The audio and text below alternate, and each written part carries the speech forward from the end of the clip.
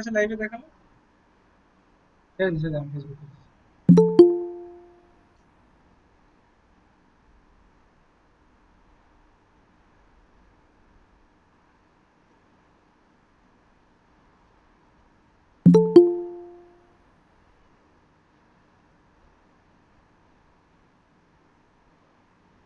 ইউটিউবে আমাদের যে সিসিএল চেক কর লাইভ আছে।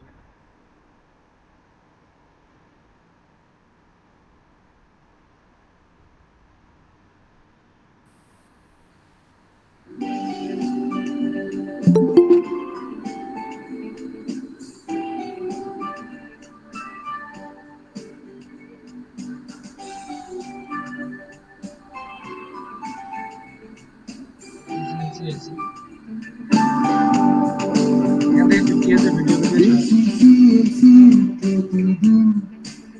ইয়েতে ছেড়ে দেব সোশ্যাল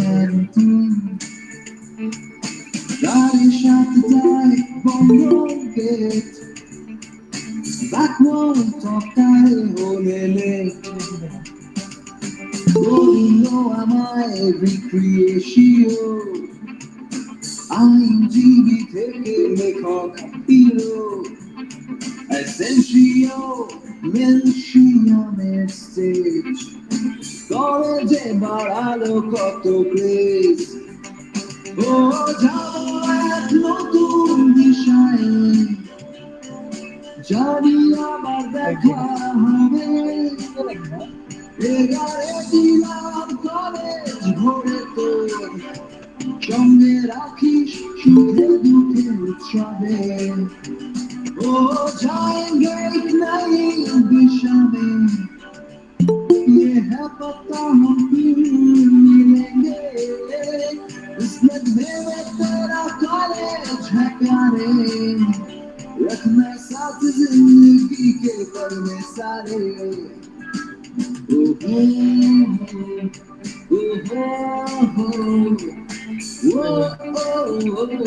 করলে কি করে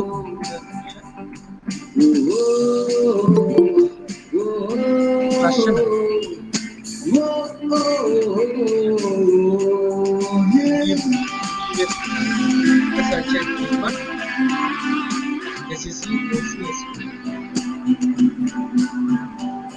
পেজটায় ঢুকতে দিচ্ছে না তো।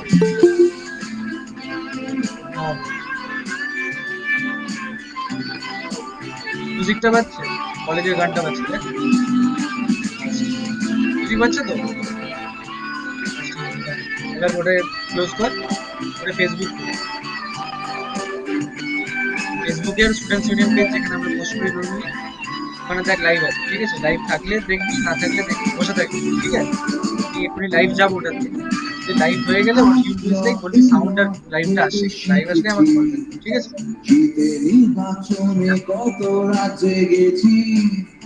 ফেসবুকে আওয়াজ আসছে, কলেজের গানটা পাচ্ছি।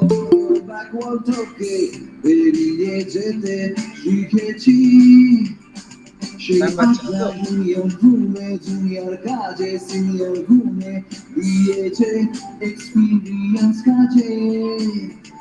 জীবনের নানা কোঠুমে আমার তো অফ আছে, কিন্তু আমার কি করে হাতে এখান থেকে অফ করা আছে, কিন্তু আমার তো আওয়াজ শোনা যাচ্ছে। হ্যাঁ বলছি তোর ভিডিওটা লাইভ আসছে কিন্তু আওয়াজ আসছে, আরো কিন্তু মাইক অফ করে বুঝলি। ইউটিউবে চেক করলাম, ইউটিউবে এখন লাইভ করে দিচ্ছে, গান বাজছে। করা যায়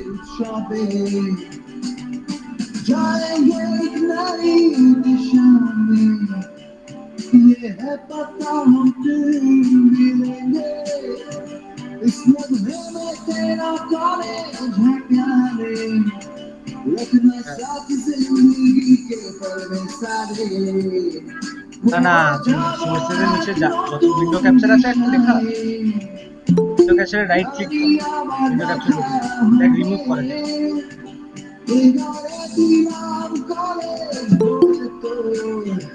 সঙ্গে রাখিস সুখে দুঃখে উৎসবে जाएंगे एक नई दिशा में ये है पता हम फिर मिलेंगे It's never been like that, I'll call it है प्यारे रखना साथ जिंदगी के पल सारे.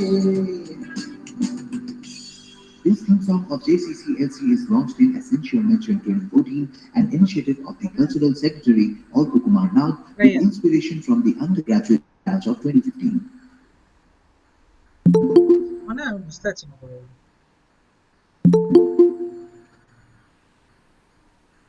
গুগল মিটে তাহলে ওই গুগল মিটের উইন্ডোটা বন্ধ কর পরে আরেকবার উইন্ডোটা খোল তাহলেই তো উইন্ডো ক্যাপচারের ওখানে যা ওখানে রাইট ক্লিক কর একটু উপরের দিকে যা দেখ রিমুভ আছে ওরে আবার অ্যাড করলে হচ্ছে না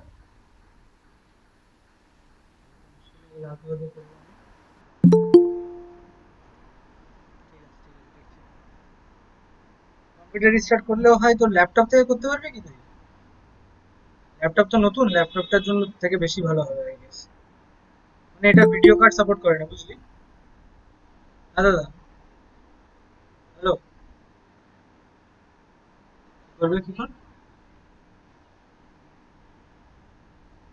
এখন তো 68 হয়েছে দেখলাম ঢুকো ঢুকতে দাও কটা বাজছে এখন আমাদের তো হয়নি দাদা 100 জন তো যায়নি এখন হ্যাঁ হ্যাঁ ছটা স্টার্ট করে দেবো অল্প আছে তো হ্যাঁ অল্প আছে স্টার্ট করে দেবো ঢুকলে ঢুকবো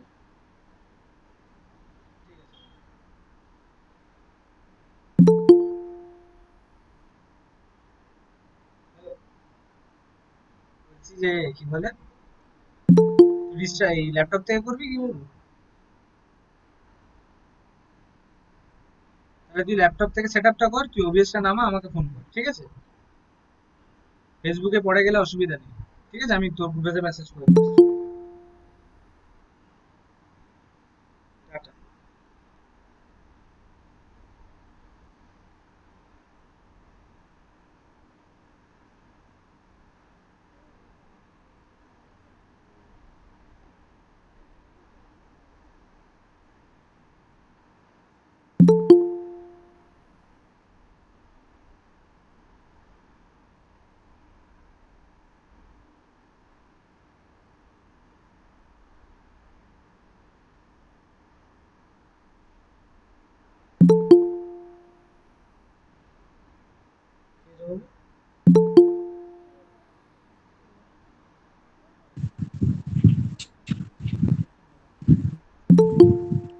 করে তো একবার গ্রুপে মেসেজ কর যেটাতে বাইরের গ্রুপ আছে কিংবা ফ্যাকাল্টি গ্রুপ আছে একটু মেসেজ কর যে যারা যারা প্লিজ আছেন যারা যারা ঢুকে গেছেন তারা তারা ঠিক আছে যারা যারা এখনো ঢুকেনি প্লিজ তাড়াতাড়ি ঢুকুন উইল স্টার্ট রাইট অ্যাট 6 কিংবা এখন 6টা বাজে লিখে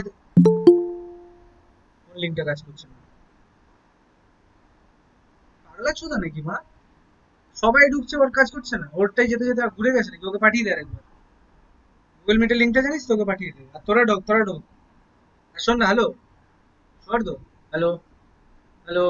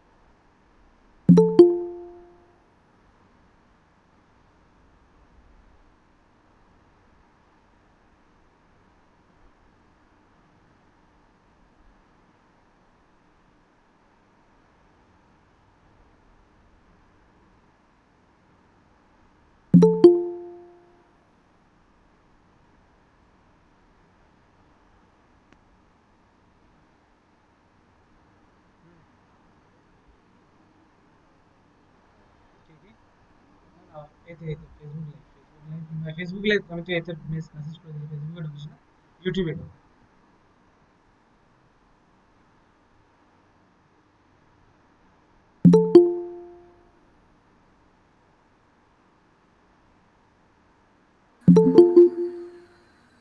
Thank you for waiting.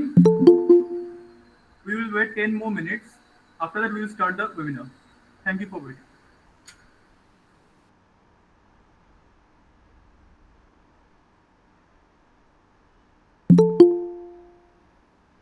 এতে ফ্যানটা অফ করে ফ্যানটা অফ করে আবার শুনতে পাচ্ছি না।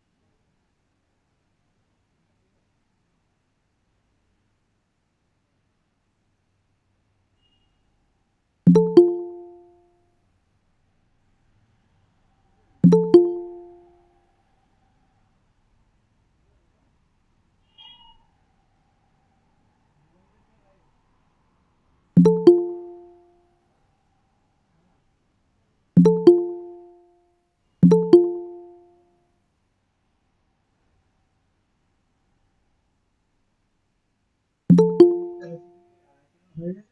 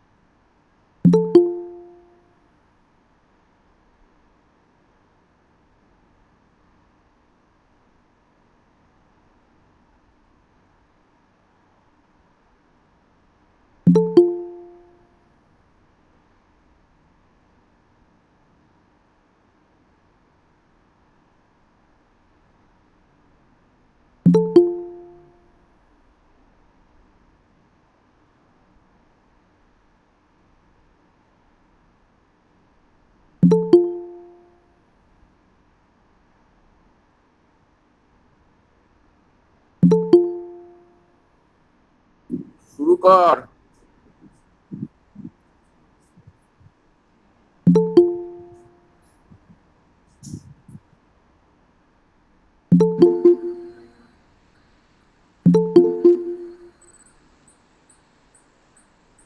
Hello everyone.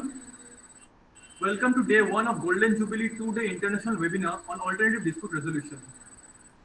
I, Ashutosh Bhattacharya, convener of the webinar of Committee of Yogesh Chandra Chaudhary Law College, shall be hosting this session today.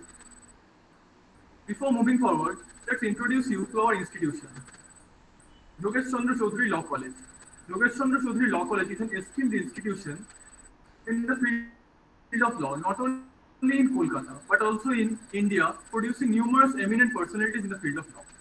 Regard being having an excellent academic background, it also has an active participation in the other co-curricular fields. Not only that, but also it has hosted many inter-college events in the recent years. The B.R. Ambedkar National Moot Court competition was an annual footfall, has an annual footfall of legal stalwarts such as the Honorable Chief Justice of Calcutta High Court, Honorable Justices of Supreme Court and High Court as well. The emergence of the institution was in 1970.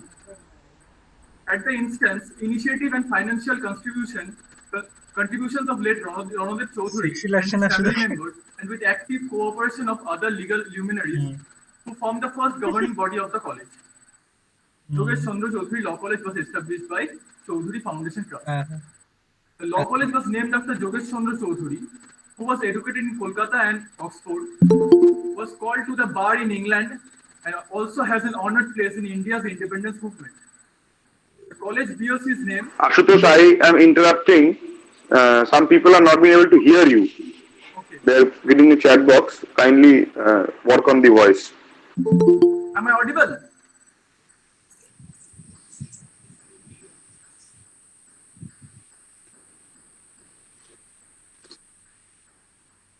Am I audible to everyone? Yes, audible. Continue. You're audible, Ashutosh. Continue. Thank you. The college bears his name, and it is hoped that we will live up to the lofty ideals of the public spirited man, Barrister Yogesh Chandra Chaudhary. The college has completed its silver jubilee, and we look forward to the golden jubilee with a sense of accomplishment. I am also proud to reiterate that the college is blessed with enriched alumni, which varies from the Honorable Chief Minister of West Bengal, former Chief Justice of High Courts at the Calcutta and Gujarat, and many more. So now I request you all to please stand up for the national anthem of India.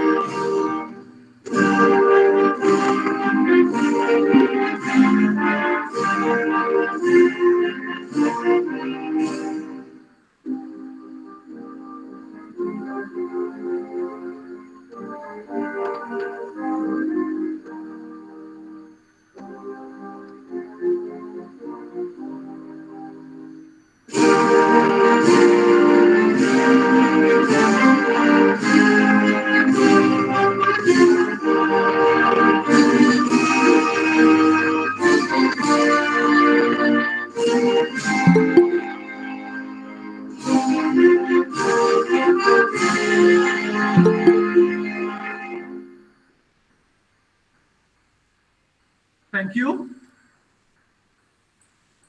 Ladies and gentlemen, I am pleased to introduce today's moderator, Mr. Orko Kumar Nag, who shall carry forward with the date's event.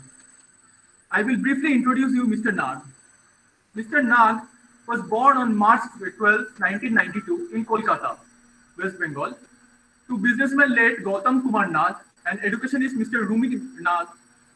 Mr. Nag's family lineage paternally links him back to Diwan Nipendra Kumar Nag, first educational engineer of India, and maternally to Deshbandhu Chittaranjan Das, first mayor of Kolkata.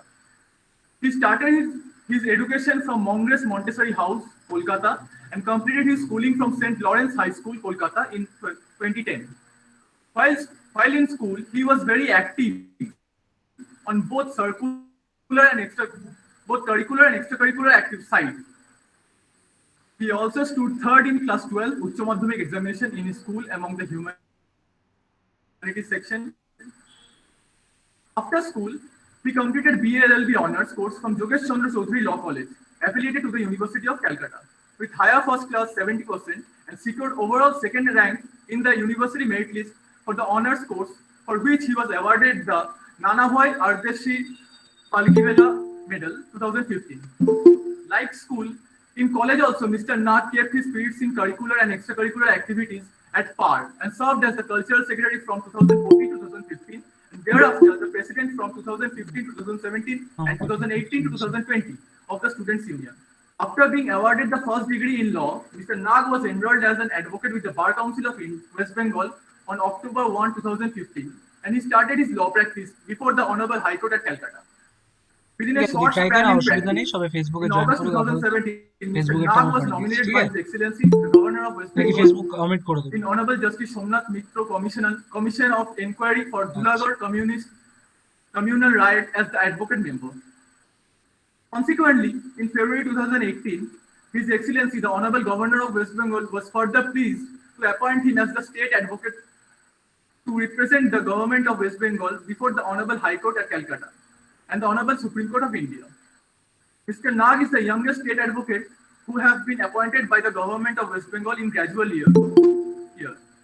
He was also appointed as the standing counsel for many other organizations, institutions, and statutory bodies.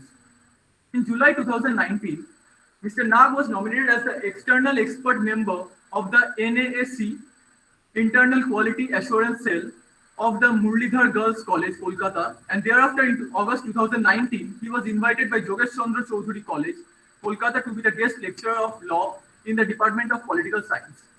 In social and community service sector, Mr. Nag is involved since early years of his life, and he is also passionate Rotaractor and now a Rotarian too. Orko, over to you. Good evening, everyone. Thank you, Ashutosh, for the warm words. Ashutosh, I believe that in chat box people are saying that your voice was low. So I would like to know that whether my voice is clear and it's audible to everyone. At least a few of yes or no in the chat box would do. It's loud and clear. Thank you. Thank you, everyone. Firstly, I would like to welcome Mrs. Natalie Armstrong Motin, who had been very happily agreed to be a part of our program today. And the topic is very loud and clear to all of you: the alternative dispute resolution. The word alternative itself says that today, in today's world, we are speaking of something called a new normal.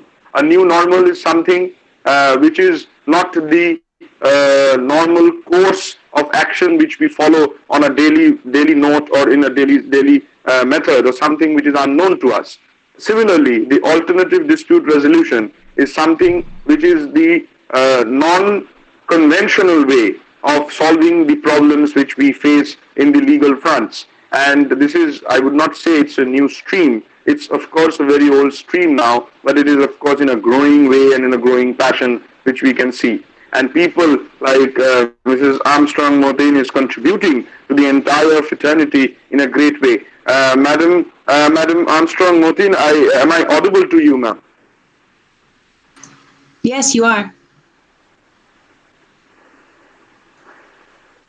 Yes, can you hear me? Thank you, ma'am. Thank you, ma'am, for Yes, we can hear you. Thank you for attending us. Before I hand over you to address the gathering on introduction to mediation and do's and don'ts of building a successful practice in ADR, I would like, ladies and gentlemen, to give you a brief introduction about Mrs. Natalie Armstrong Motin. Mrs. Natalie Armstrong Motin is the author of the Essential Guide to Marketing Your ADR Practice. She is frequently invited to speak around the globe on successful marketing strategies of the resolution and legal industry. As a personal consultant to many of the premier providers in the ADR industry, her company, Marketing Resolution, has designed and developed hundreds of campaigns for private practices, firms, educational institutions, authors, organizations, associations around the world.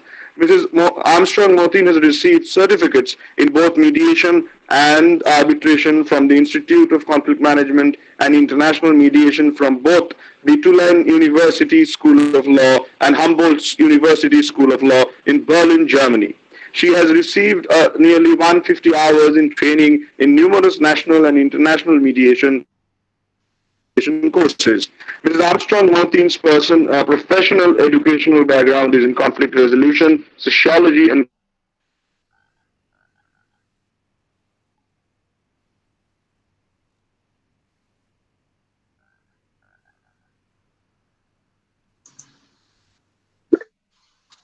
California Dispute Resolution Council. For the American Bar Association's Dispute Resolution Section, she served as Vice Chair for Practice Development Committee, Business and Skills Development. Ladies and gentlemen, let me proudly introduce you to Mrs. Natalie Armstrong Motin, who shall be giving her inputs on today's lecture. Madam Armstrong Motin, over to you. Thank you very much, Mr. Nag. I really appreciate the opportunity to speak to your students. Before I begin, is my volume clear and my video clear and the technology is good? Yes, it is absolutely. Your volume, your video, everything is absolutely clear, Madam Motin. Okay, excellent. So again, thank you so much for inviting me to speak with you today. I really appreciate the opportunity. I want to congratulate you on your Golden Jubilee anniversary at the law school. Very impressive. I know I have a limited time, and this is a very big topic, but I want to talk to you about, in my experience over the last 2.5 decades, those things that have worked to build a successful mediation or arbitration practice or law practice, and those things that specifically have not worked for my clients. And luckily, the things that don't work is quite a short list. So it's fun and it's easy to do the things that do work. I want to start with the things that don't work first. I always like to start with the negative and end on the positive. So for all of you listening, my experience will perhaps be different than your experience. Ma'am, I would like... Yes?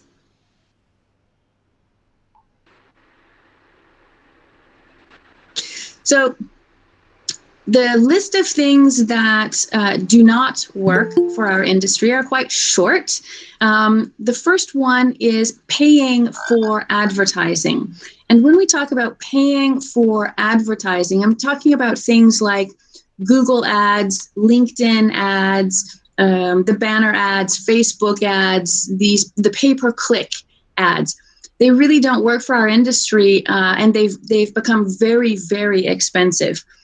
So that's just really not something that you want to spend a lot of time or money or energy pursuing, in my experience. The second thing that really doesn't work for business building is to be a volunteer for too long. Now, when we're first starting out in our industry, it is important that we do internships. It is important that we're volunteers, because a lot of what we do is a combination of both the science of the process and the art and the skill of helping people through these processes. And that takes practice. So we want to volunteer, absolutely, because it helps us to to improve our skill set. But we don't want to volunteer for too long. You don't want to get stuck volunteering for too long. Now, of course, if you're a volunteer because you're a philanthropist and it's something that's near and dear to your heart, then you do want to continue to volunteer over time. But I caution you that as an entrepreneur, if you are not financially successful, it's much more difficult to be a philanthropist. And so for the purpose of my talk today, we're going to talk about being an entrepreneur first and foremost. And then when you're a successful entrepreneur, you can definitely be generous and be an extraordinary philanthropist. But that's my opinion on volunteering, not terribly for too long. The other thing that simply doesn't work is to finish with your law school, finish with your mediation certificate, finish with your information, your training, and then just wait for the phone to ring. That doesn't work. That never works. You have to do something, right? So waiting for the phone to ring, it's not going to work. You must be proactive. And then number 4 is negativity. And I mean negativity in any way, shape, or form. Negativity as humans doesn't work, but negativity as entrepreneurs and business people really, really doesn't work. So we want to be very careful that we maintain a positive mind, a positive practice. Now, I want to talk about what does work. And I'll say this bit at the front, and then I'll say it again at the close. The number 1 most important thing for you to do to realize success as an attorney, success as a mediator, success as an arbitrator, success in this industry is to understand that you are first and foremost a business person, an entrepreneur who happens to be a mediator or who happens to be an attorney or who happens to be an arbitrator. And it's not a play on words. I'm not trying to mess with your mind. It's about a mindset. It's about having the mindset of an entrepreneur. So you're an entrepreneur, you specialize in mediation. If you take it the other way around, you won't find as much success. If you're a mediator who's kind of trying to sort of build a business, you don't find success, right?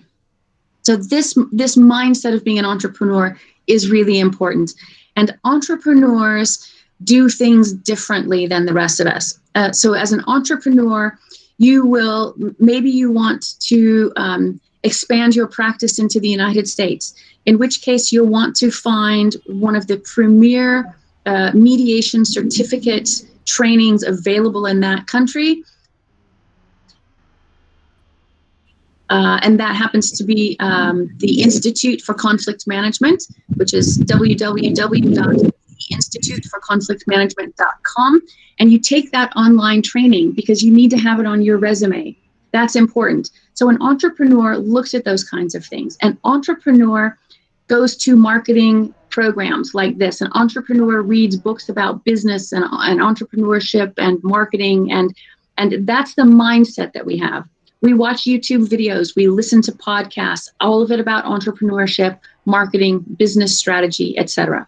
Now, since I've been doing this for more than 26 years, I can give you some techniques that have proven to be most successful for our industry, and that will hopefully flatten your learning curve a little bit. Number 1, really, really important, is to do something every day. Every day. You need to do something that builds your practice, markets or promotes your practice. It doesn't matter if you've got 5 minutes or 5 hours, do something every single day to help your practice get stronger and more successful. Number 2, in our industry, because we're not the court system, we're not the default legal justice system, we are the alternative. It's really important to recognize that we serve our clients in a way that the court programs cannot.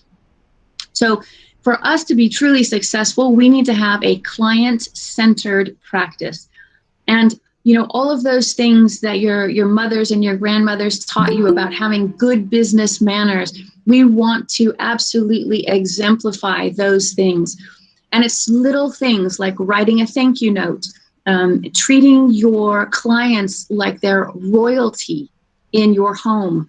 You want to give your clients a little bit of extra service without charging them, maybe. You want to make your fees as absolutely straightforward and all-inclusive as possible so that clients are not surprised by a bill, they don't have a stress about the bill, those kinds of things. When you've of course, you've done a really good job being the mediator or the arbitrator, and that's fantastic. But then there's the follow-up, and the follow-up is important. You want to survey your clients and find out how well you did. What can you improve upon? What could you do more of? What did they find most valuable? What did they find least valuable? And then you alter and change your practice to accommodate those comments and those concerns. Number 3, again, this is about entrepreneurship. And so it's important that we are easy to connect with and be easy to work with. We need to be easy to find. So for all of us, especially your generation, it is absolutely as imperative for you to have a website as it was for me a million years ago to have a brochure.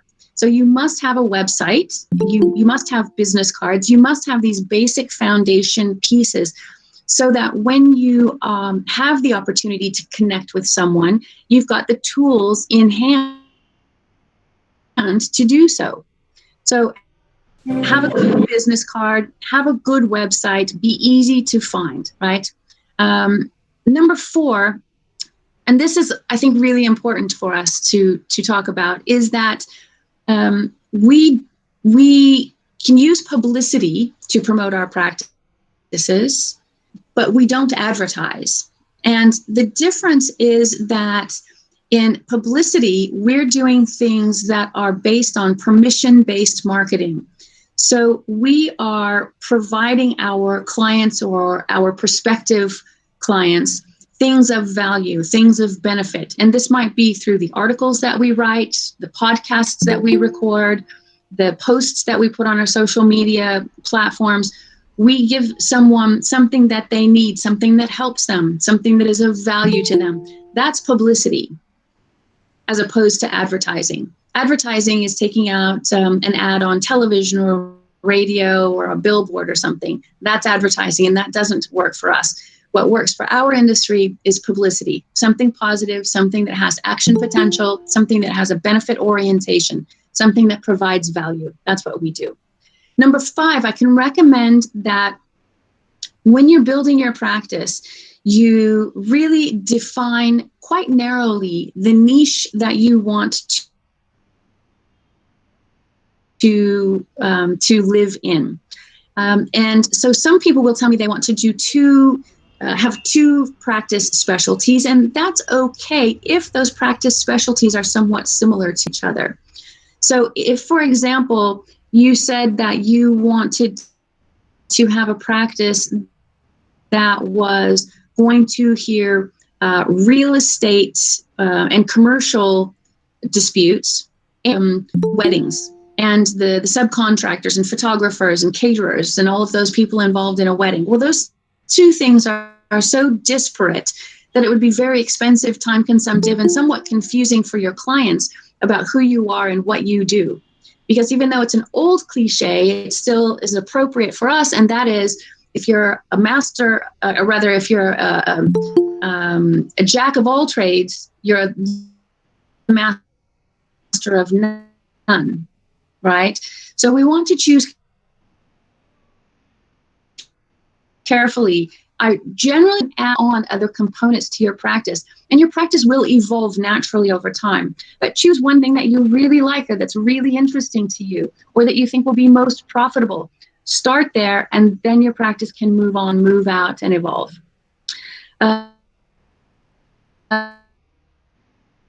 Number 6, resolution industry, or your practice in specific.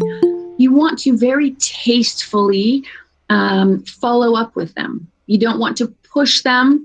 You don't want to persuade them. You don't want to be demanding of them. But you do want to tastefully follow up and make sure that you've answered their questions and their concerns about our industry. It may be that they have concerns about the process or confidentiality, or do they need to have a lawyer present? Can they bring their friend or their family member or their dog, or can they do it online? People have all kinds of serious and valid concerns about our industry because they don't show our industry on television. We're not in films, we're not in TV. And so they don't know what to expect, and it gives them anxiety and stress. And so if you can follow up with prospective clients and answer those questions for them, they'll feel much more comfortable about the process and much more comfortable about choosing you as the mediator. Number 7, we do try to anticipate as best we can the concerns, anxieties, and stresses of our prospective clients because we're professionals.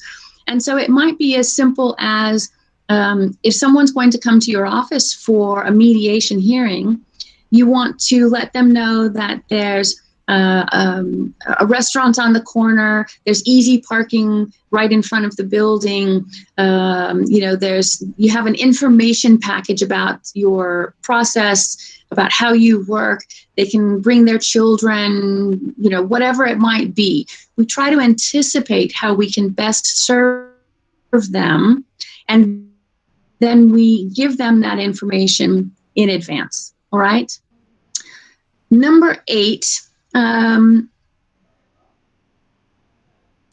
when we market and promote to our clients, we generally do it through 5 key ways.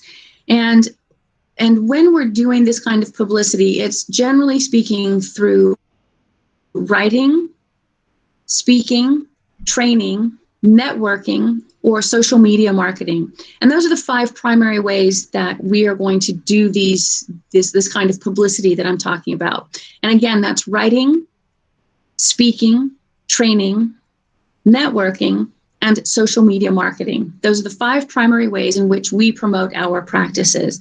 And so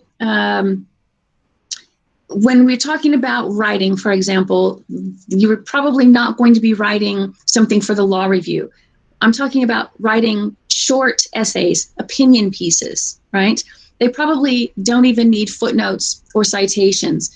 They're 1,200 to 2,000 words in length, and you can address something that you'd like to see happen, something that you think has yet to happen. You'd like to be contrary to another article. It's a social commentary, but these are opinion pieces. And so you find the associations and organizations comprised of and built for your primary target market. So, for example, if you have chosen to hear real estate cases, real estate disputes and claims, then you'll find in your area or anywhere for that, you find all of the associations and organizations that real estate agents would join for their own edification, for their own benefit. And then you offer those organizations and associations an article to publish to their members. In that way, the people that are most likely to hire you read your article and you get your name well known. The same is true for those attorneys that specialize in real estate law. You would want to reach out to those sections of those bar associations and publish that article for those attorneys who would represent clients in a real estate matter. The same is true for speaking. If you want to be the public speaker for your primary target market, you reach out to those associations and organizations and you find their speakers bureau and you offer to do a public speech for them. If you are not comfortable speaking publicly, that's okay. I understand for a lot of people, it's really uncomfortable, in which case there are various courses that you can take. The Toastmasters being one of the largest worldwide organizations to help you with your public speaking skills. But speaking publicly is a great way to build your practice. The reason that speaking publicly is such a good way to build your practice is because it puts you in direct connection with the people most likely to hire you. So again, on our theoretical practice that we'd be building for a real estate provider, if you're talking to real estate attorneys at the local bar association, then you have the opportunity for them to get to know you. They learn to like you, to trust you, and that's really, really important, and then hire you. And when everything comes home at night, the only reason we get hired is because people know us, they like us, and they trust us. And they hire us because of that. And so when we're able to speak to them, network with them, write for them, connect with them on our social media platforms, those are all activities that lead up to this chain of professional relationship building, so that they can learn to like us and trust us and therefore hire us. But speaking publicly is one of the best ways for an entrepreneur. And let me explain why. The reason is because if we're all sitting in a hotel ballroom and I'm behind the podium and I'm giving you a speech and there's 50 of you in the room, for example, I will have said the right thing at the right time to perhaps 5 of you. The other 45 people in the room, you'll applaud, and then you excuse yourself to the lobby and you continue on to the next program. But for those 5 individuals to whom I have said exactly the right thing at exactly the right time, it's like magic. They approach the podium to ask me for more information or to hire me. Now, as an entrepreneur, I'm only spending my time, my money, my efforts, and my expertise to promote to those 5 people who have pre-qualified themselves as prospective clients. And I'm not spending too much time, effort, and money on those individuals who, although they appreciate me, my experience, my talents, they just don't happen to need my services right this minute, right?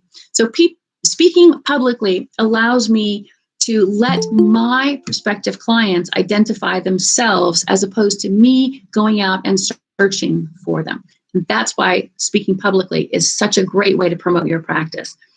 So that's writing, speaking, training. Now, training, I know it sounds a little contrary. It sounds like, why would I want to train other people to do what I've just spent all of this time and money and to learn how to do for myself? Well, when you train, so for example, if you, again, following the real estate practice model, if you went to an association or an organization of real estate brokers or real estate attorneys, and you provided them a very short training about the communication tools that we use as mediators, the verbal judo techniques that we use as mediators, you can talk to them about the various, ways in which we do what we do. Well, it's unlikely that those people, listening to your training would actually become a competitor of yours. They will appreciate the information because it's valuable and they'll use it in their own practice, but they're not going to become your competition. But here's why training is so great. When they have a dispute, the first person that they think about when they're thinking about hiring a mediator is the person who taught them what they know about mediation, and that's going to be you. You become the go-to resource for them. And so in the same way that being the public speaker will put you forward to those individuals and allow them to choose you, so too does training. It lets them approach you. They pre-qualified themselves as a prospective client. So writing, speaking, training, networking. Now, I know that right now, networking is a bit strange because as we're all talking to each other, we've got the COVID-19 virus, but someday it will be gone and we can all go back to meeting each other in hotel ballrooms, face to face, exchanging business cards once again. It will get better, I promise. And when it does, networking is going to be really, really important for your success as an attorney, a mediator, or an arbitrator. And again, the reason is because it allows people to get to know you and like you and trust you. And you build that professional, personal relationship with people. You build that rapport. And that's why we get hired. And so when we're talking about networking with people like me is great, but you really want to be networking with the people most likely to hire you. So you want to be careful about where you network and really focus your time and effort networking with the people most likely to pay you. And then I will just give you this bit of advice. When you're networking, the word gives it away, but for some reason we're confused quite often.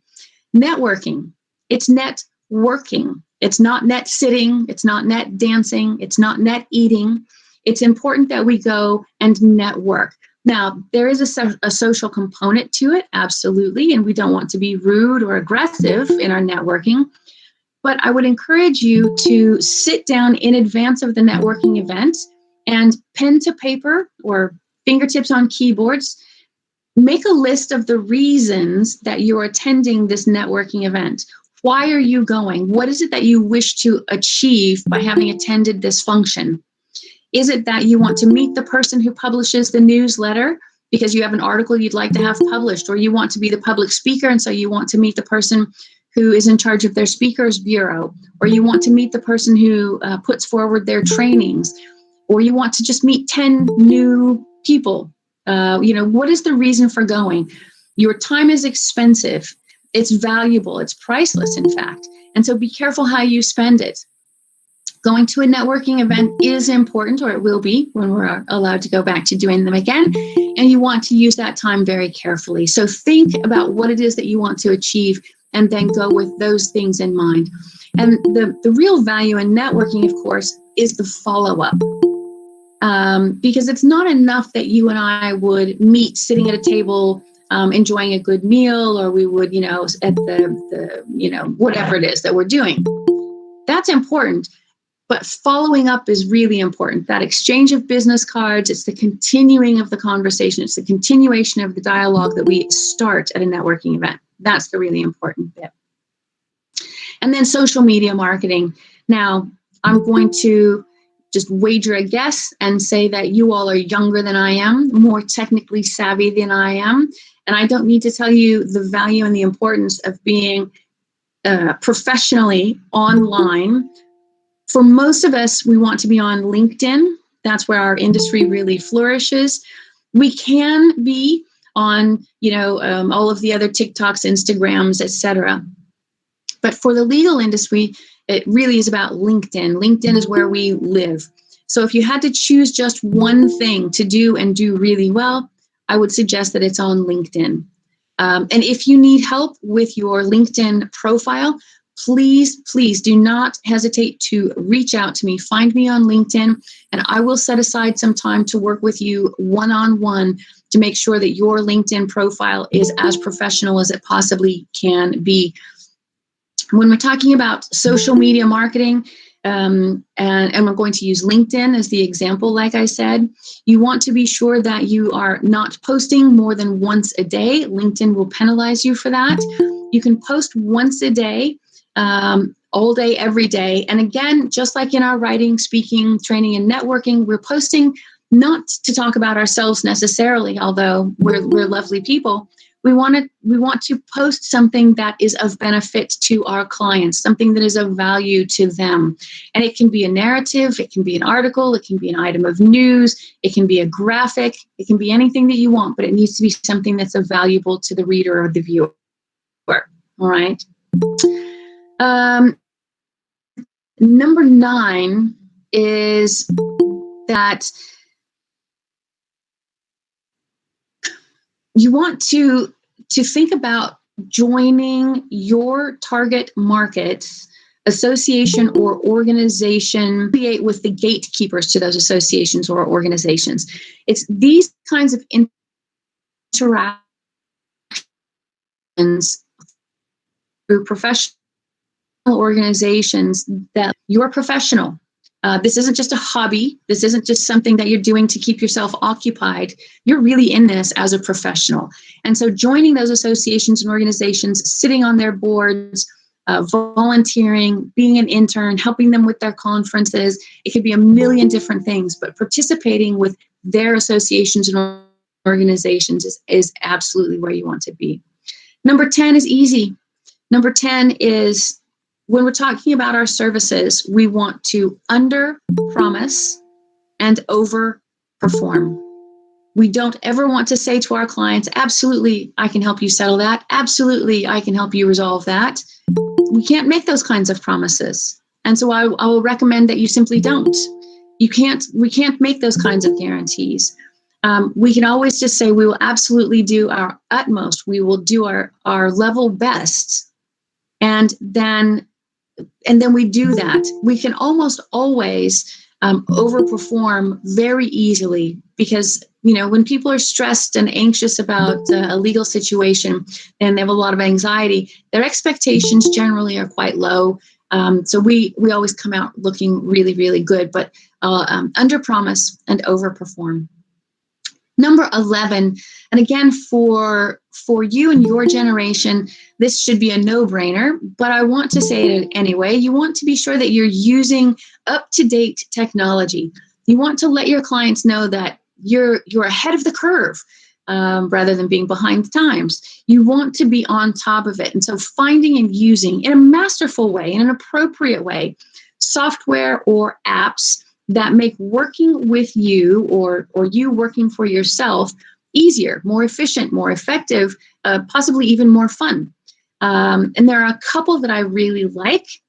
So for calendaring in our industry, I happen to like Acuity Scheduling, and I can put it in the chat for you. Acuity Scheduling is a free calendar application. It can work with your website. It works with your email. It's really easy to use. It's intelligent. It's fun. And what it does, in my case, when I'm asleep, my clients are scheduling appointments with me. I don't have to have a conversation or a dialogue with them. They can log on to my calendar and they can choose the best date and time for us to get together. I want also always to make it easy for clients to pay me, right? And you'll want to do the same. How is it that your clients want to pay you? Are they a bit old-fashioned and they want to write you a check? That's fine. Do they want to pay you with cash? You need to be able to provide invoices and receipts. That's fine. Do they want to pay with a credit card or their smartphone? Do you have Pen Pal or Stripe, Venmo, Zelle? All of those kinds of methods of payment are going to be really important for you to be able to receive and for your clients to understand, again, that you're a professional. You can accept credit cards. You can accept, smartphone payments. You can accept all of these kinds of things. And this kind of use of technology, online dispute resolution, another great example. You have technology, you use it, and therefore it makes you more available to your clients. Number 12, we talked about a little bit earlier, but that's social media marketing. And I'm talking about it twice because it is that important. Social media marketing is an imperative because of something called social proofing. And we've all done it, and your clients will do it too. And that is where we go to Google and we say, I'm looking for a mediator in this district, or I'm looking for a mediator with this specialty, or I'm looking for a book like this. And we all do a little bit of research. And so even if we think we might have the right solution or the right provider, we still go to the internet and we want social proof that that person has been practicing for as long as they say they have, that they have published as much as they say they have, that they have testimonials from other clients, that they've got photographic evidence of them speaking at a prior event, all of those kinds of things. That's social proofing.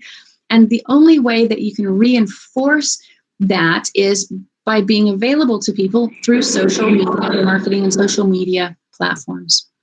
Number 13, again, I mentioned it earlier briefly, but you do definitely, after you've performed mediation or arbitration service for someone, you want to send out evaluation forms and then modify your practice based on the feedback. People will tell you what their experience was. You need to pay attention to it and make any changes necessary to your practice. And number 14, this is my last point, and I started with it, but I'm going to end with it too.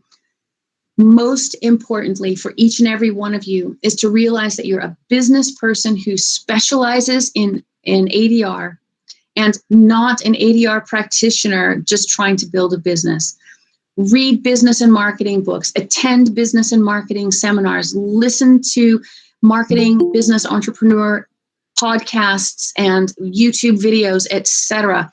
At least once a day. find a few minutes to listen to a podcast, watch a video, read a chapter in a book, you will be amazed at the cumulative effect of doing any number of the things I've just listed every single day in your practice. You don't have to do them all in one day, of course not, but do something every day. And it's that cumulative effect of doing something every day that will get you the exponential growth in business that you're looking for. It's not arithmetic.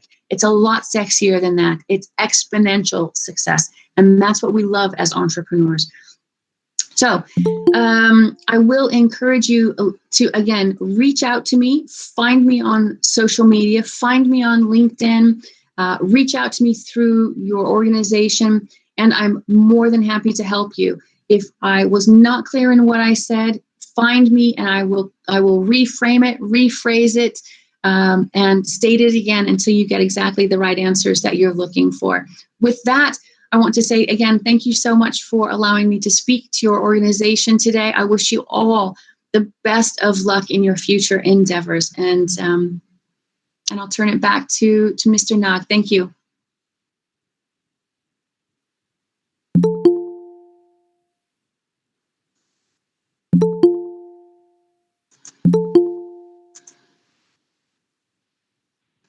Am I audible? Yes, you are.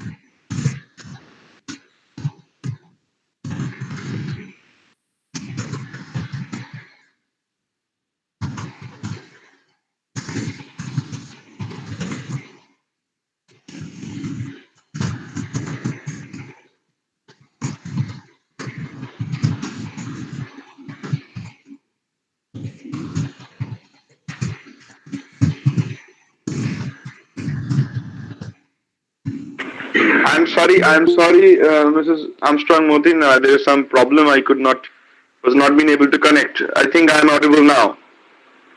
You are audible. I hear you. And visible too. I believe. Yes, there. I see your hand. Thank you. Thank you, Mrs. Armstrong Motin, for being here. This was a nice experience, and what I was willing to was to hear from overseas that how the ADR practices is there, and I believe the people around here who had attended and who are also watching us through the live streaming at the YouTube and the Facebook are also getting the idea of what exactly we are doing here. So, ma'am, if you do allow me, I would take some questions if anybody has any. Absolutely, it would be my pleasure, Mr. Nag. Yes, so if anyone has any questions, they would please put into the chat box so that I can read that out for Mrs. Armstrong Motin, so that she can help you out with your doubts if you have any. I'm sure you should not have any because she has explained the entire thing in her position the most wonderfully possible. But if there is any question specific, then you can please go ahead and you can please ask for it.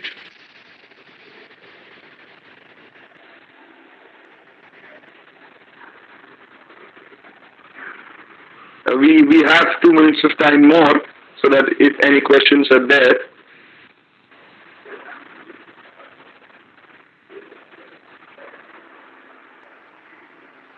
And of course, Mr. Nag, if your students have questions, they should feel free to email me or find me on social media and connect with me directly, and I'm happy to spend the time and help them individually.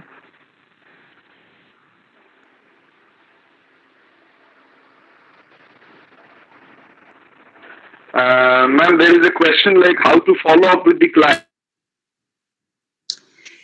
What is the procedure of following up with the clients? So to follow up with a client, you should have forms, professional forms for your practice. And some of those forms will be follow-up forms. So you're going to provide them the recap of the mediation. You're going to provide them invoices for their bookkeeping. You're going to provide all of this kind of thing to them. And one of the more important things you're going to ask is a simple survey. Did they find that you responded to their needs in a timely manner? Was your office staff pleasant and easy to work with? Were your offices easy to find? If you're going to be, for example, catering in a lunch or providing them beverages, were they appropriate? Were they tasty? Did they enjoy you? Did they find your services to be professional? Were you on time? Were you late? You can ask any myriad of questions, but asking those follow-up questions is important. It's important, one, because your clients need to know that you appreciate them so much that you're asking them to provide honest feedback. And two, with that honest feedback, you can actually make changes or alterations to the way that you practice, to the way that you provide your services. And in that way, you can get better and better and better and sort of close out the competition. You become much more competitive in a very competitive environment. Did that answer your question?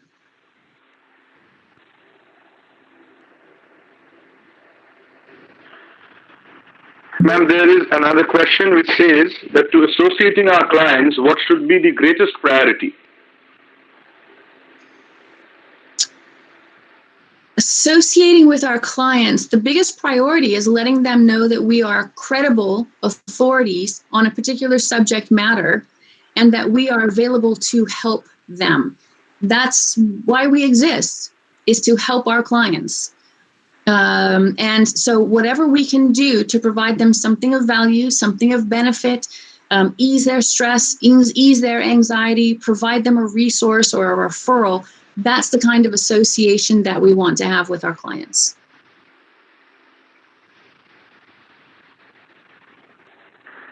Ma'am, there is another question. Now, that is something different. We were talking about the commercial aspects of the mediation. Now, on in the reconciliation and mediation is of a greater help and in a developing manner. So it's like the family aspect, the family law aspects of the mediation and reconciliations, as she points out. If you could briefly say something about that. So just then, I'm sorry that the audio cut out. Do I repeat myself? Do I repeat myself? I'm going to find it in the chat, I think. In a matrimonial suit, the matter of recommendation help mediators comparatively cheap and not time consumptive. Yes, could you repeat the question, please? I'm not finding it in the chat.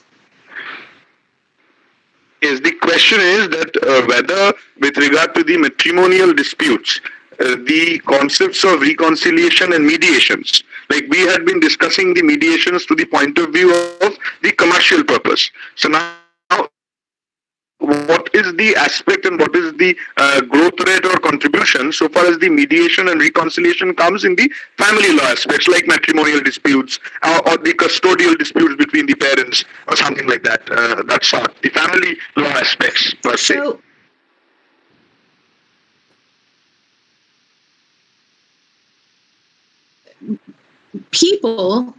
citizens are becoming much services that we provide, the fees that we charge, the ways in which we work with them. So it's not only large corporations or professional entities that are using our services. More and more often worldwide, we're finding that just regular citizens seek us out and hire us. They may or may not have an attorney present, so they might be represented or not, but there's a huge amount of growth in just regular people knowing what they want and hiring us directly or instructing their attorney to hire us. And so the matrimonial, parental, all of those kinds of things is a huge, huge sector for us.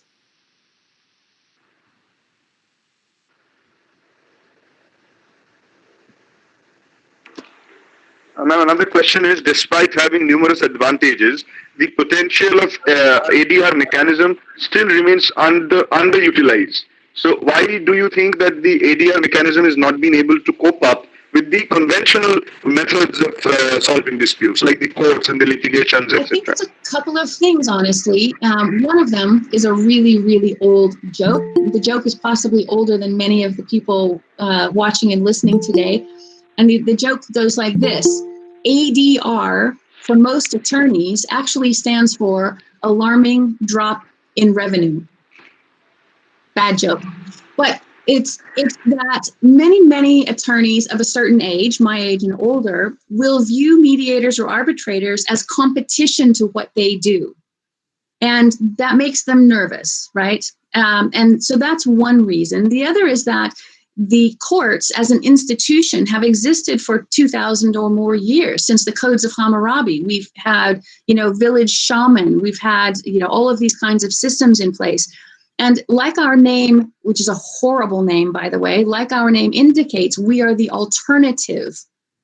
And when you're the alternative, you're not the norm. And that is slowly becoming less and less true. And so you will more and more find people refer to our industry as the resolution industry, as opposed to the ADR industry.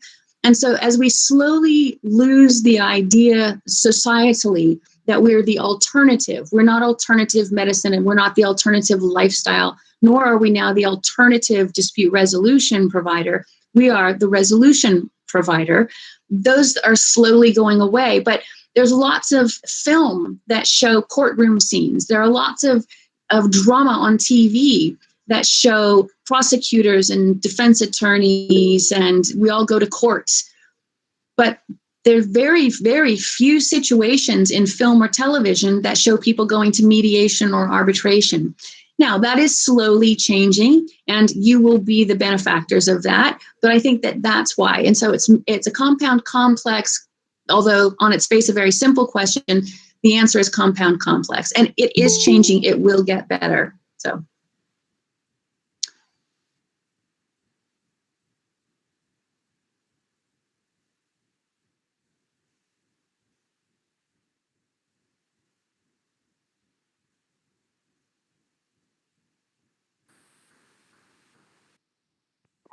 I'm sorry, am I audible now?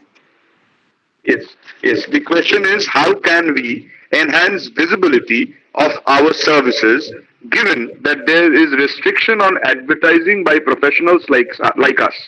But actually, the point is, in India, as you know, the advocates are not supposed to make any advertisements. So his question is that then how will people know that what we are actually doing? So that goes back to essentially my entire speech that I just gave. And we do not advertise. We don't have Google ads. We don't have Facebook ads. We do not advertise. We do what's called permission-based marketing, and that is comprised of having an interaction with our primary target markets that provides them something of value, something of benefit. We write articles that educate them. We give speeches that provide them instruments that will benefit their practices. We give them communication skills. We can train them. We network with them. So it's writing, speaking, training, and social media marketing.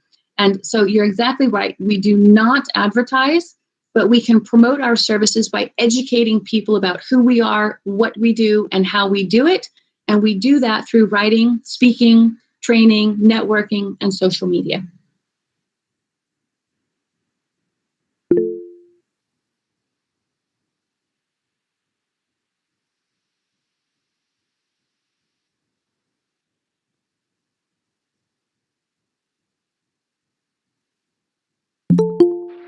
I repeat the question, I'm sorry. How a lawyer should prepare for the mediation, for his practice in the mediation. Is there any specific tip or specific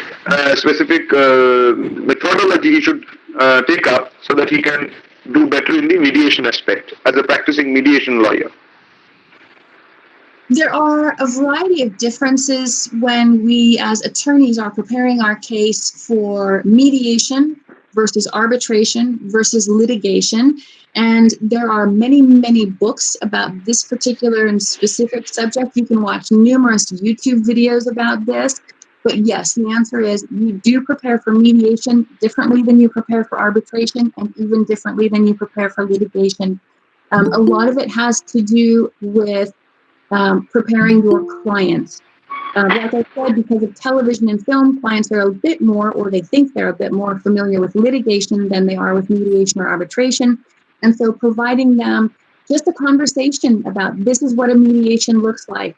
This is what we're going to talk about. This is what the pace will be. These are the things that we're allowed to say. In mediation, there is an opportunity for you to talk to the other person. So there is that cathartic value in a mediation. So we just talk to them in preparing for them. Now, preparing our case is a bit different. Preparing our briefs, preparing the mediator to hear our case, preparing the mediator to help us, that's different. And again, like I said, there are books and books and books written about this particular topic.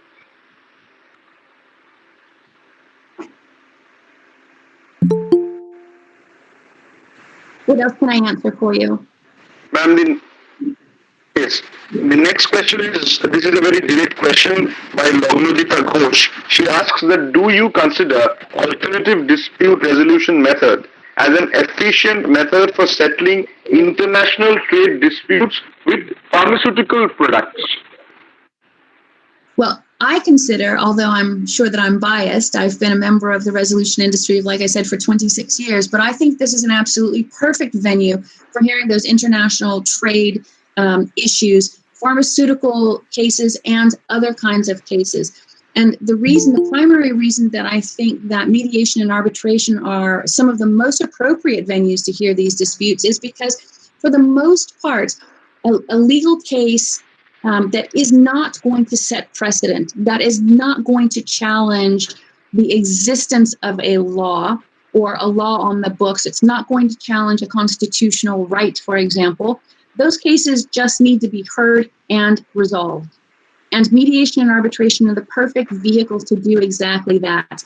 And so regardless of whether or not it's a pharmaceutical case or a cosmetics case, a bottling, labeling, it can be any number of things, but mediation and arbitration are absolutely the way. Now, because I think that the group that I'm talking to today, Mr. Nag, is much younger than I am, I do want to mention that in this ever-evolving legal industry that we have involved ourselves, mediation and arbitration are very quickly becoming the norm. So it is important that you have these skills. And like I said, you can take an online training, for example, through the Institute for Conflict Management, etc. But also be aware that the next generation of disputes are going to demand from us that we are proactive. And so those are the kinds of things that we need to be aware of as entrepreneurs, in that people are going to want us to be able to provide for example, dispute review board, so that they don't have to go to mediation, they don't have to go to arbitration. The services we provide will very soon become the worst case scenario. And what consumers are going to want from us is that they never have to go to mediation, they never have to go to arbitration, because they've had installed a dispute review board in advance. And so although I love mediation and arbitration, for the next generation, people are not going to want to go to us to settle disputes. They're going to want there to be no disputes. Thank you, ma'am. The next question is that, this is a tricky question maybe for me. The question is that, which is a better option or which is a better idea to be taken up or followed, mediation or arbitration? Well, Mr. Nag, that's easy. It's a mediator's answer. And the answer is, it depends. It depends on your case, and it depends on what your client's wants and needs are. It should not depend on what you want or need. You're the advocate, you're the representative. The answer to choosing a process is, what does the case need? What does the client need? And that's how you choose the correct process for your client. Mediation or arbitration, they're both fantastic. I love them both. They both have their appropriate place, and you need to look at them based on what your clients or what the situation requires.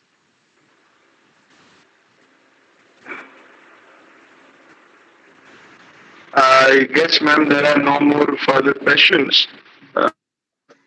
Just I would give another moment if anybody has any question to put forth. Then I would move to one of our faculty members who are with us here. We have many. So we have Dr. Ochina Kundu with us here, ma'am. She is the senior most teacher in our institution. Ma'am, if you are there, if you could please give a word of your information or your word of kindness to the program, Dr. Ochina Kundu, ma'am.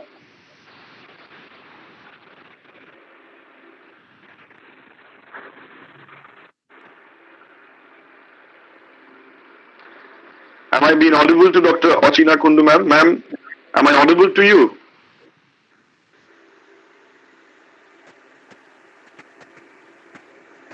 Yes, Orko, you are. You're audible. Hello, good. Yes, ma'am. If you could. Yes, yes. Hello. Yes, ma'am. You are audible. If you could say a few words. Exactly on what issue? Orko, what would you like me to speak on? Ma'am, a few words with regard to the session, a few words with regard to the program which we are holding, and of course, warm thanks if you could extend on behalf of our college to Madam Natalie Armstrong Motain.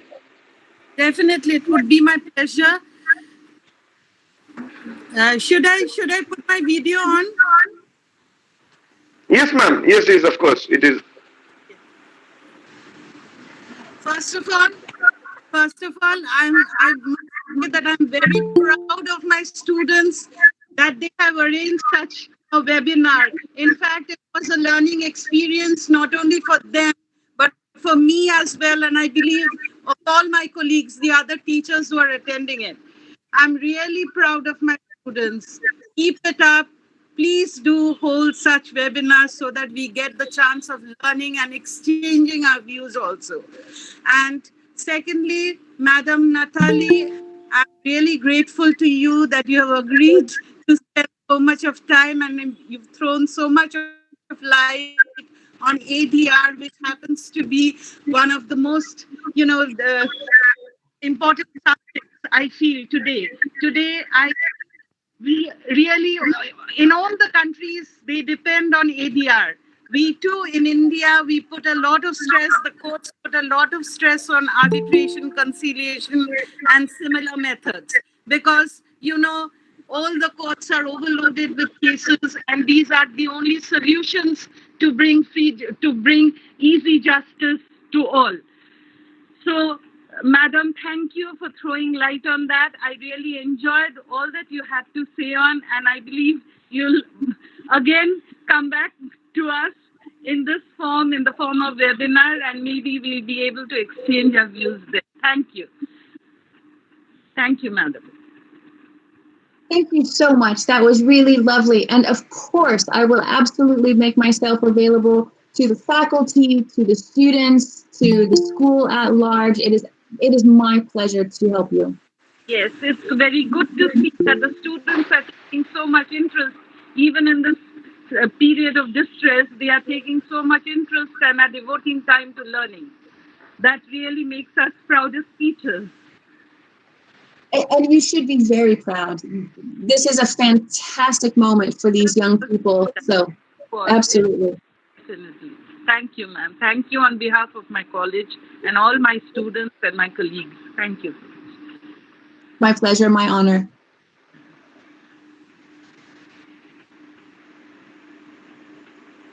And I would thank Dr. Ochina Kundu for sharing her warm words with us.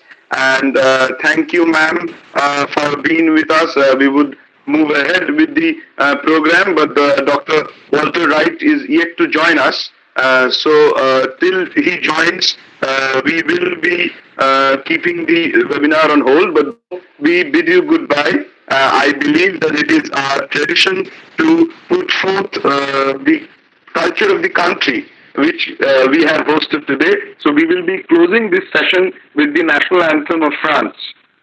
So I would request every one of you to please rise in the honor of the national anthem of France, and I will request the convener Ashutosh Bhattacharya to please kindly play the national anthem of France. Thank you.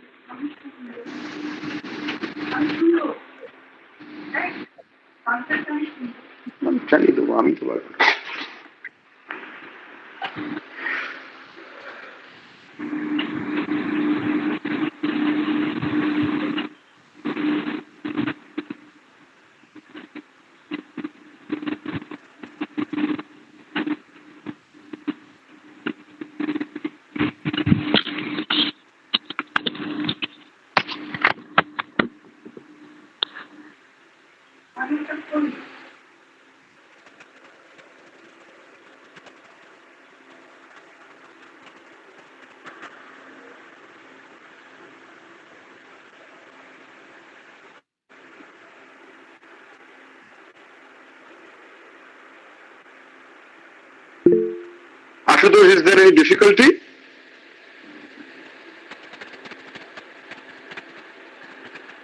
Ashutosh, is there any difficulty? Sorry. I am playing it. Sorry.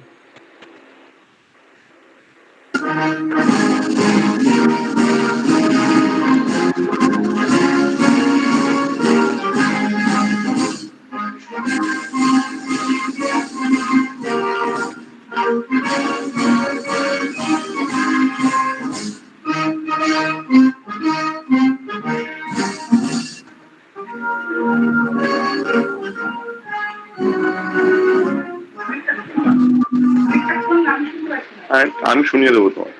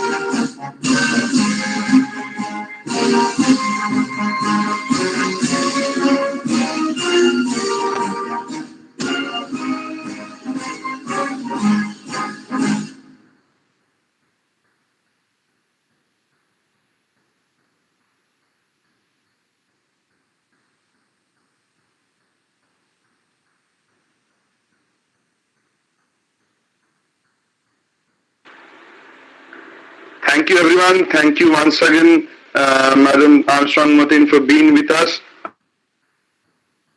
I would request everyone to please be on wait. For some reason, Dr. Walter Wright has yet not joined us. He will be joining us shortly. Ma'am, if it is all yours. If you want to say a few words, you're most welcome, and we would not hold you back for long.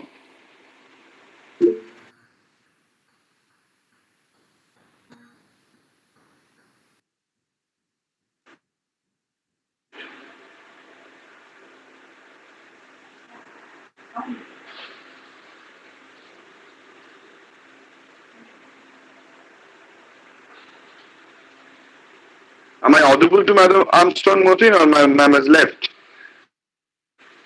Oh, I'm here. Yes. So, ma'am, if you would like to wait a while to hear Dr. Walter Wright, you're most welcome to be on board. Dr. Wright has yet not joined us. He's having some difficulty. He would join us shortly. All right, excellent. Yes.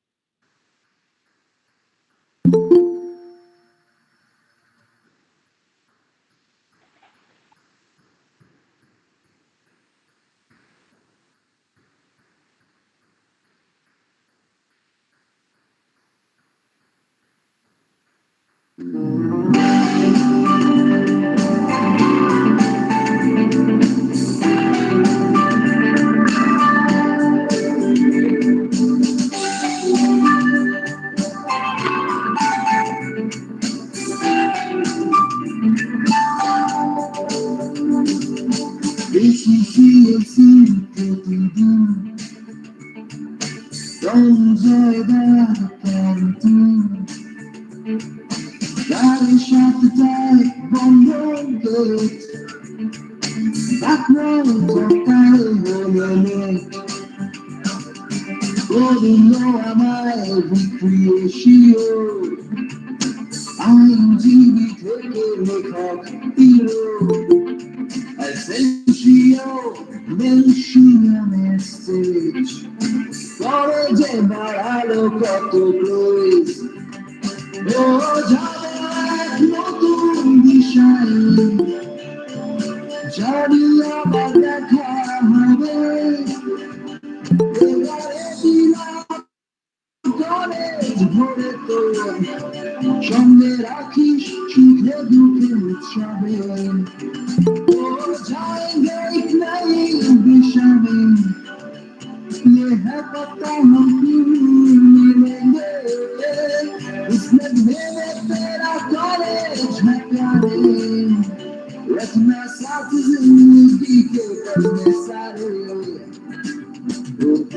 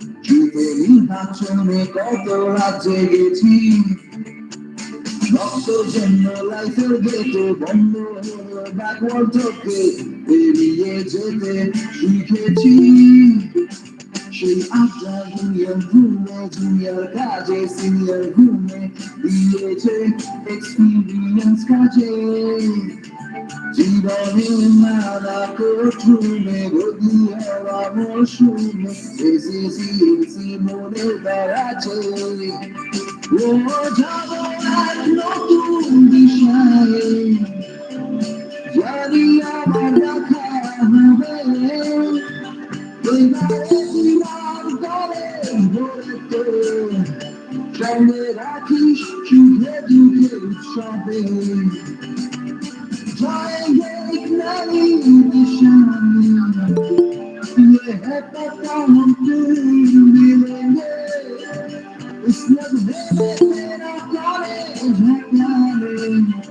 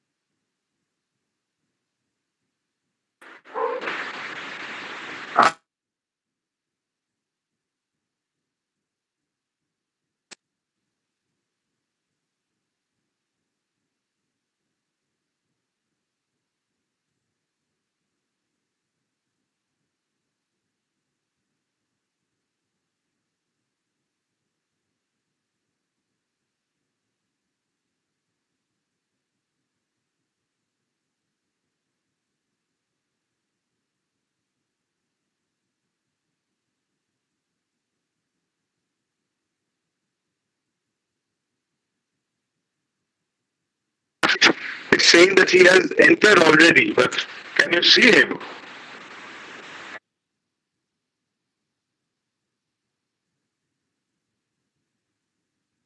Can you hear me? Yes, Dr. Wright, we can hear you. Okay, well, maybe if you follow my voice, you can find my face. I am so sorry that we were not being able to find you there, because the volunteer was allowing people in. They did not. They could not see, perhaps, for some reason. I extend my apologies. It's not a problem. I'm sorry you're having the difficulty, but I'm here. Whenever you're ready, we can go. Yeah, so we are I guess ready. you need to find Before that, I would. I did not. I did not get it, sir. Well, I just said I'm ready whenever you are, but I suppose you need to find me first. So I'll just sit here until you can find me. Of course, sir. But before that, I would like to tell you that Madam Natalie Armstrong Motin is with us. She was waiting to hear from you before she takes an exit. She was taking the first session, as you know. Madam Motin, am I audible to you? Okay, well, that's great. Yes, I don't think Natalie and I have ever met each other in person, but I do know her. I have attended some webinars that she has hosted, and I like her very much. I think she's also been to Texas and made some presentations at various organizations in Texas, and I think I've probably attended some of those presentations.